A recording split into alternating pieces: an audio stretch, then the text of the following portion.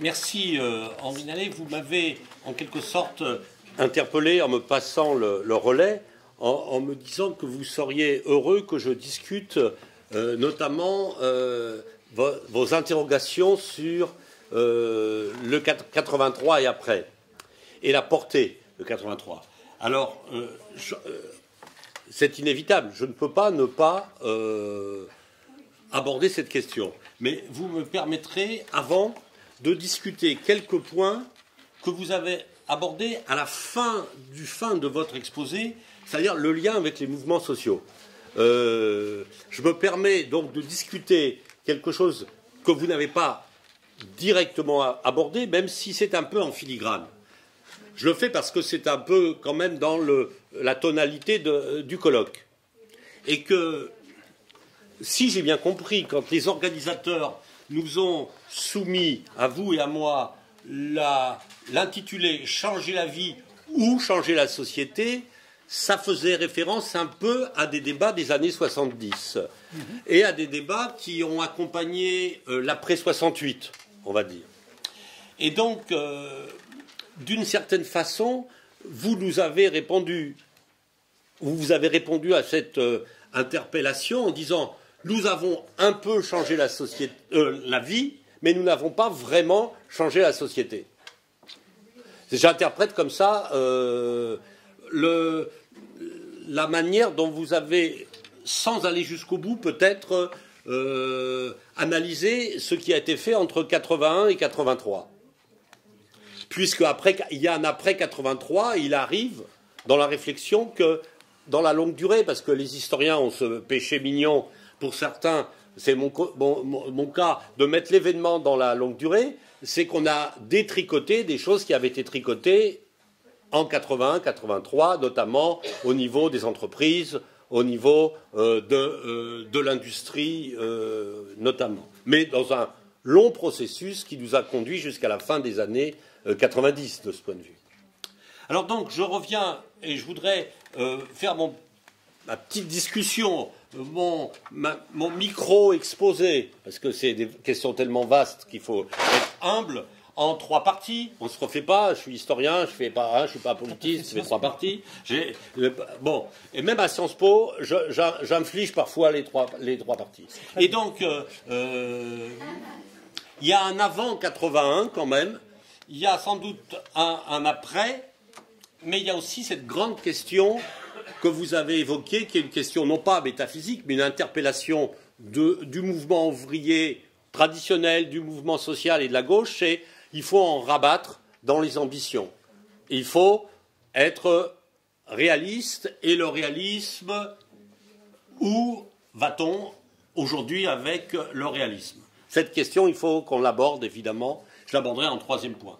Alors, le premier point, et ça fait le lien avec ce que vous avez dit, mais aussi avec la discussion qu'on a eue hier, après le topo d'Alain Touraine, il me semble que c'est tout à fait important d'être global. Il nous a appelés à penser global.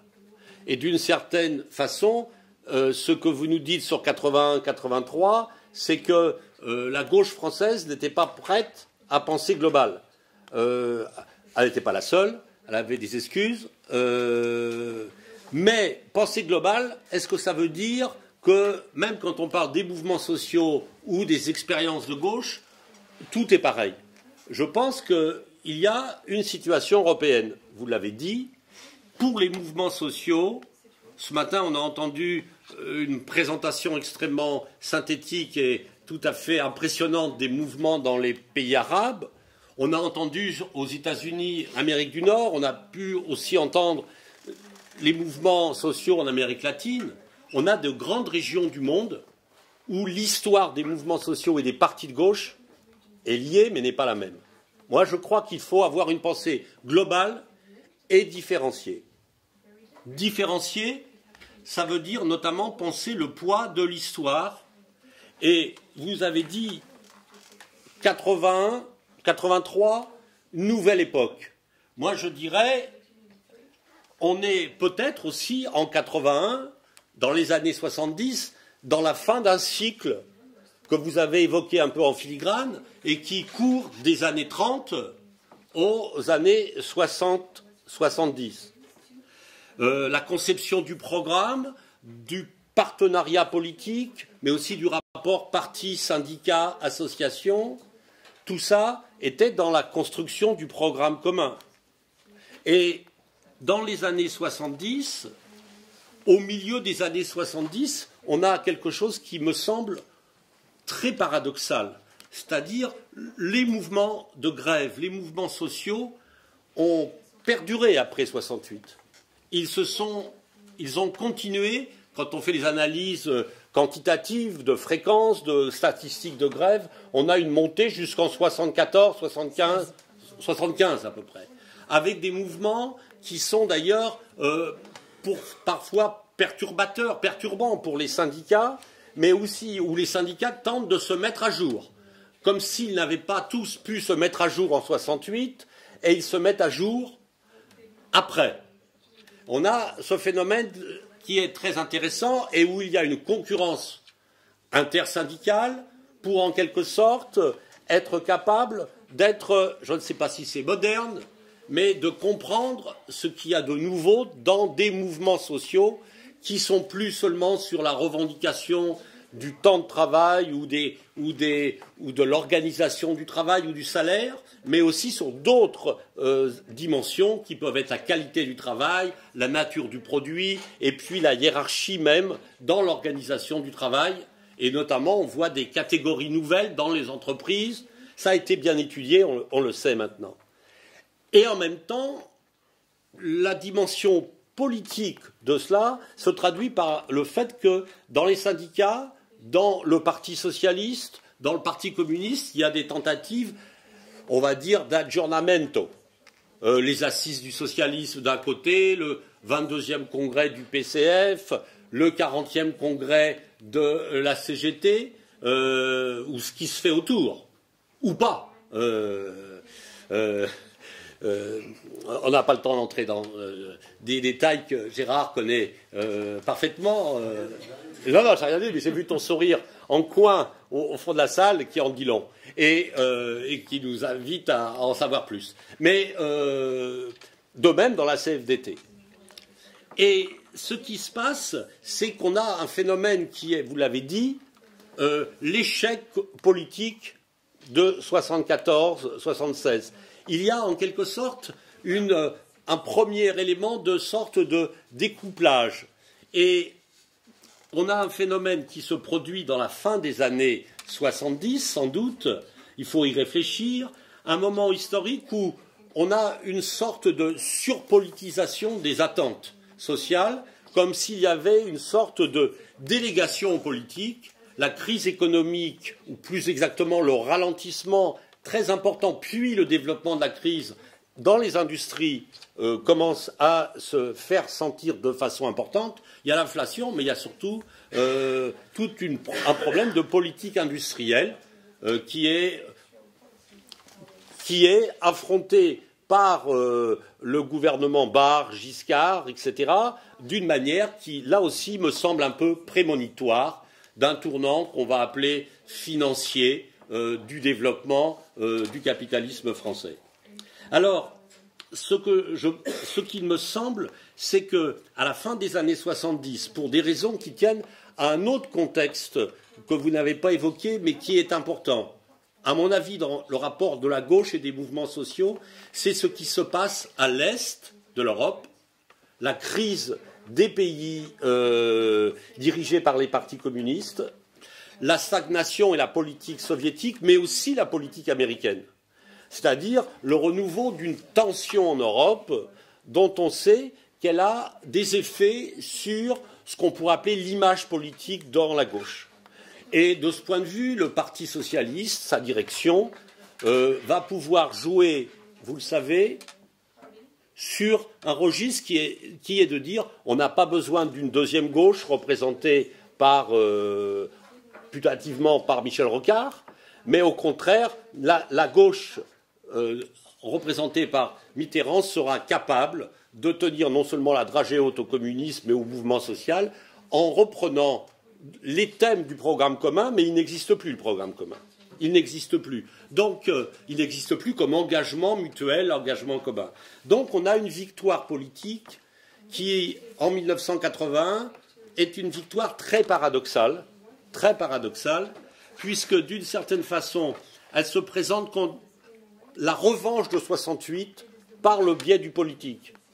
Ce que vous n'avez pas pu atteindre, ce qui n'a pas été fait en 68, vous l'aurez grâce à la victoire de la gauche et du Parti socialiste. Pour la première fois, le rapport de force avec le Parti communiste est renversé.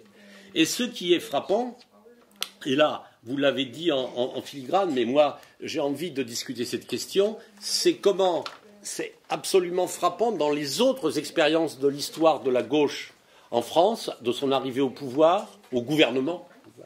Il y avait eu, sous des formes différentes, des mobilisations autour de différentes thématiques qui avaient préparé la victoire électorale. Et là, on a un phénomène très curieux.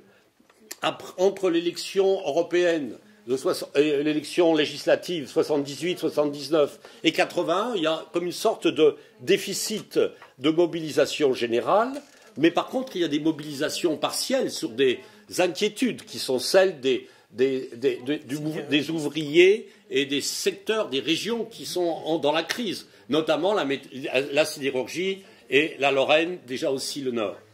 Mais moins fort, l'automobile, certains aspects. Et on a un découplage. Et ce découplage, il se renforce, et il se renforce paradoxalement après la victoire électorale. Vous allez me dire, en 1945 ou en 1936, on avait déjà vu ce phénomène. Mais sauf qu'en 1945 et 1936, avant, il y avait eu soit les grèves, soit ce qu'on pourrait appeler la mobilisation de la résistance et la puissance des organisations sociales issus de la résistance. Là, on est dans un phénomène différent. D'une certaine façon, ceux qui ont gagné, ce n'est pas ceux qui ont été le plus à l'origine du programme commun ou de la mobilisation. La CGT a été jusqu'au bout dans la bataille du programme commun, très fortement impliquée. Le Parti communiste avait lancé ça, il a lâché en cours de route le programme commun pour un programme qui se voulait plus avancé tout en perdant l'idée de programme commun. Je fais court, hein, parce que là, il y aurait de quoi faire. Mais simplement, le paradoxe, c'est que c'est ceux qui avaient eu les plus grandes réticences, qui avaient manœuvré comme il fallait, c'est de la politique, vous avez raison, qui gagnent. Et donc, on pourrait se poser la question de savoir si 81-83, c'est l'exercice du pouvoir sans pression sociale, mais avec une immense attente. Une attente. Moi, je pense qu'il y a une attente, et en même temps, ce qui explique, à mon sens, le paradoxe que vous avez soulevé, c'est-à-dire on change de politique sans l'expliquer. Cet aspect des choses est tout à fait intéressant, parce que, évidemment, ça a pesé sur l'histoire politique française. Il y a même certains socialistes qui, 20 ans ou 30 ans après, faute d'avoir compris forcément toute cette histoire, font la leçon à ceux de l'époque en leur disant « mais vous auriez dû expliquer ce qu'était le tournant de la rigueur, vous auriez dû expliquer les contraintes, etc. » Sauf que, justement, une partie de la victoire politique s'était faite sur un contresens, ou tout au moins une méconnaissance de ce débat-là qui n'a jamais été explicite. De ce point de vue, vous avez raison, cette période ouvre un moment dans l'histoire politique qui est ce qu'on pourrait appeler, moi je ne sais pas comment le formaliser parce que c'est une nouvelle séquence, c'est celle, il y a eu les désillusions de 1938, hein. Après 1936, il y a eu des désillusions dans la gauche. Il y a eu des désillusions après la rupture de 1947, après l'éphémère gouvernement socialiste de 1956 et la guerre d'Algérie. Il y a eu ces phénomènes de désillusion de masse. Mais la désillusion sociale par rapport aux attentes a été beaucoup plus forte et structurelle dans les années 80. Et je me demande si, quand on rapproche ça, puisque tout à l'heure nous avons eu, puis nous aurons encore une réflexion sur les alliances, le mouvement syndical, la crise du syndicalisme, les recentrages, la montée des coordinations à partir du milieu des années 80, tout ça ne fait pas sens avec ce que vous dites et avec ce que l'on évoque. En ce qui concerne le problème que vous avez signalé, en gros, vous nous avez dit, et c'est un problème majeur quand on est responsable politique, quand on a aussi le goût de l'histoire et du recul historique de la réflexion, il y avait des contraintes, il y avait en quelque sorte l'empire de la nécessité. Et les marges de manœuvre étaient pratiquement inexistantes, ou très faibles. Cette question, elle s'est posée dans cette période, elle se repose aujourd'hui d'une façon encore plus forte si on regarde la construction européenne. Parce que vous avez parlé du serpent monétaire, si on regarde les politiques monétaires aujourd'hui, alors peut-être vous me direz, les contraintes sont peut-être plus fortes, les moyens d'action sont plus grands à l'intérieur du système monétaire européen. Et c'est pour ça, quand vous nous dites on a envie d'observer ce qui se passe en Espagne ou en Grèce, c'est une pirouette aussi, hein, mais tendance à dire j'ai envie d'observer ce qui se passe au niveau de l'Europe elle-même et des pays qui ont aujourd'hui, en principe, plus de responsabilités politiques dans la gestion commune d'une politique économique européenne. Est-ce que j'ai encore 3 minutes, alors donc, tu vois, je te donne 2 minutes pour la discussion générale. Hein, d'accord ? C'est gentil pour tout le monde. Merci. Globalement, il me semble que dans la problématique que nous avons dans ce colloque et ce sur quoi vous nous permettez de réfléchir, c'est cette question qui a été abordée hier, la question des nouveaux mouvements sociaux. Moi, je pense que ce n'est pas seulement la question des nouveaux mouvements sociaux. Je suis tout à fait d'accord avec ce que dit Groux, c'est-à-dire dans les années 70-80, cette concurrence entre les organisations de masse anciennes et des mobilisations sur des nouveaux thèmes sociaux et des nouvelles mobilisations, d'autant que ça recoupait sociologiquement des populations qui n'étaient pas les mêmes. On retrouve ça aussi à notre époque.